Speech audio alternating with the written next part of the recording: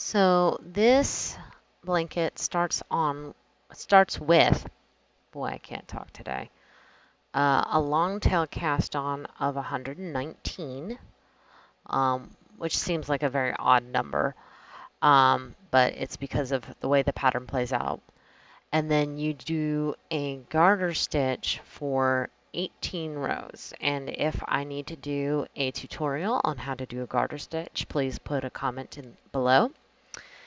And even though it's very obvious that I am not on the first row, um, I'm going to show you what you would be doing on the first row.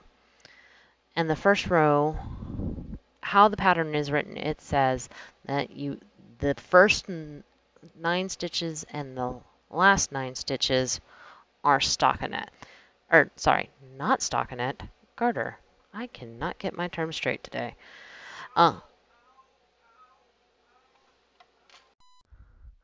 Okay, sorry about that. Had to walk away for a second. So, garter stitch, that's where you knit every row. And that's the first 9 stitches of every row and the last 9 stitches of every row. And I use stitch markers to help me remember. I've said it before, I'll say it again. Stitch markers are your friend. And then, so on the first row and every odd row of a 12-row repeat, and what that means is there are 12 different times you're going to go back and forth, and that's going to repeat over and over again, in case you are not versed in that vernacular.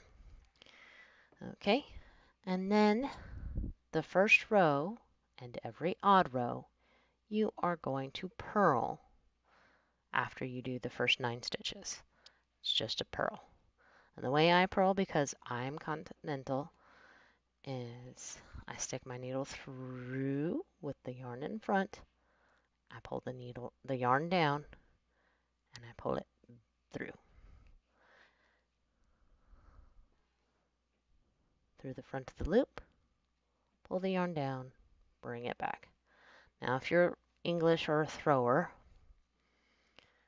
it's a little different. I'm going to try to do it. It's so not my style. So they do needle through, wrap around, needle back. And some people, they keep their tension with this hand, the same hand they're knitting with. Like I said, I learned how to crochet first, so that's not super intuitive to me. And that's one thing about this pattern that you will get very comfortable with purling. Because, okay, what's 119 minus 18? That's 101. That's 101 stitches that you're purling. So, I'll meet you on the other side.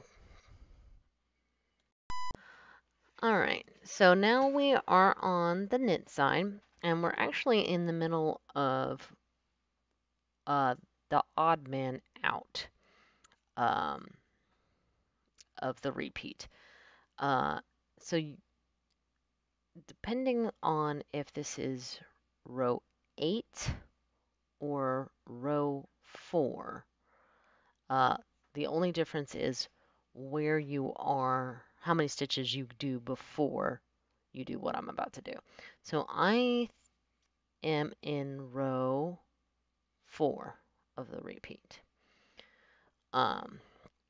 So the first 4 stitches, no 5, sorry, the first 5 stitches I knit. And if you go to Ravelry and you type in Snowflake Eyelet, the pattern will pop up if you're confused about anything I'm saying. It might be helpful to print out to follow along. So I just knit the first 4 stitches, and then I yarn over. Now when I yarn over, it's like I'm knitting, but I'm not. I'm knitting without a loop being there. That's the way I think of it. Some people are like, wait, which way do I wrap my yarn? Well, if you think about knitting without a loop there, it's really easy. You're doing it counterclockwise. All right, and then the pattern reads to pass 2 stitches or slip 2 stitches. And the way I've found that works the best is I slip them as if I'm going to knit them together. And then I knit the next stitch, and then I slip those 2 stitches back over. And then I do another yarn over, and then it says to knit 5 stitches. 1, 2, 3, 4, 5. And then you do it again. Yarn over, slip those 2 stitches as if you're going to knit them together, knit the next stitch, then take those 2 stitches that you slipped, pass them over that knit stitch, and then yarn over. That is the most complicated part of this pattern in my opinion, other than trying to remember what you're supposed to do next. Because like I said, every odd numbered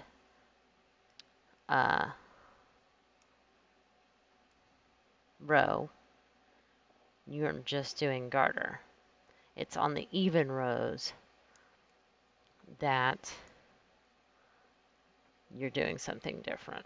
I'm going to show you one more time, and then we'll come back for the next knitted row, which consists of the other, we'll say 80%, 80% of the pattern. I don't know. I did not do the math. Please don't check me on that. So yarn over, slip those as if you're going to knit them together, knit the next stitch, and then slip those stitches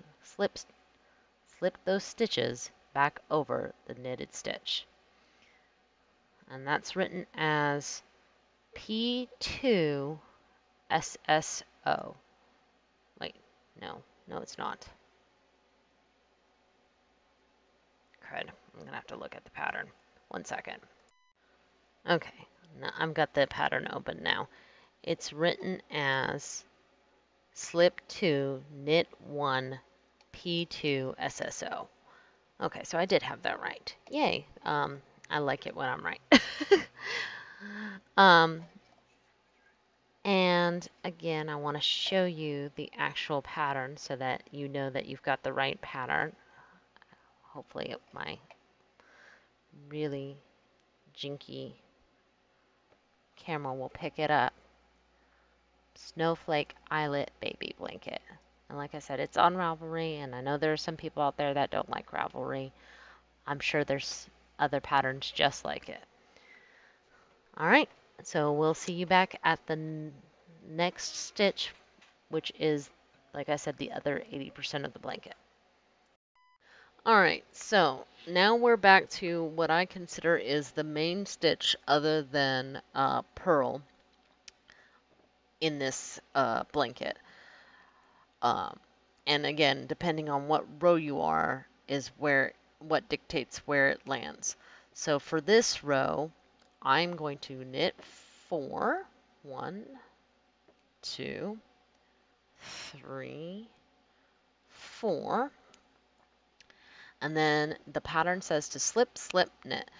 Now, if you're not familiar with slip, slip, knit, it is a decrease where you slip as if to knit, slip as if to knit, slip it back onto your resting needle, and then knit them together.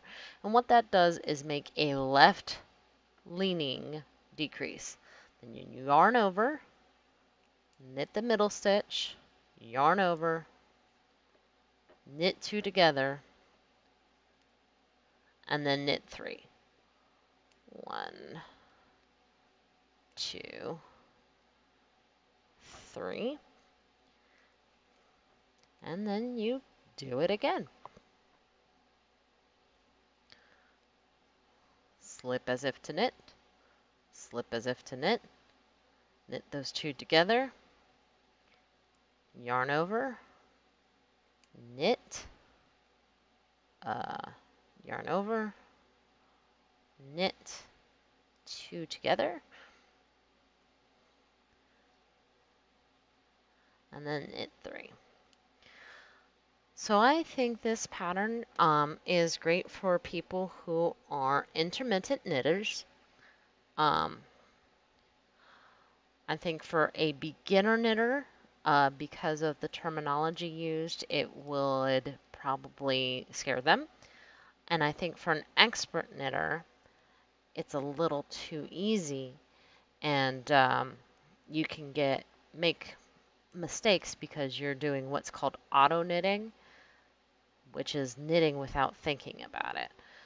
So if you have been knitting for a little while and you've got a good solid grasp on knits, purls, and yarn overs, and you're looking for something to kind of cut your teeth a little bit on, this is a great pattern. Also, it doesn't have to be, I think it could be a versatile pattern.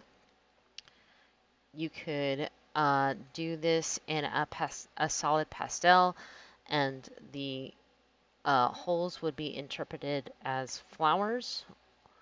It wouldn't have to be a solid pastel. It could be like a mandala cake, or you could switch after every completion of a row, or you could not cast on as many and make it a scarf. So I foresee myself using this pattern in the future? The answer is yes. How soon in the future is still up in the air. But there you go. So the difference between where the pattern lands is whether or not you start the row with a snowflake or if you start the row with a bunch of knits. And if you start the row with a snowflake, it's you slip, slip, knit, yarn over. I hope this tutorial makes sense. If not, I can break it down further. As always, if there's something you would like to learn, please leave a comment below. If you have some feedback, please leave a comment below. And as much as I hate to say it, don't forget to like and subscribe. And hopefully we'll see you Wednesday for our weekly work in progress check-in. Until then, ciao!